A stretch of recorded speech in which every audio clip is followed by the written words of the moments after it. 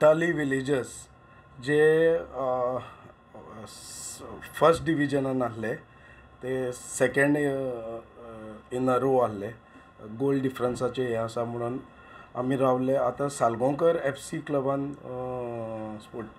सालगांवकरान जे विड्रॉ केला pro लिगाचे senior टिमीचे, so आमकां एक टिमीक प्रमोट करपाक जाय आसली. सो तेतून आमी डिसिजन घेतलां की कुट्टाली विलेजराक चान्स दिवचो म्हणून, आनी एग्जिक्युटीव मेंबर आमी एग्री जाल्या.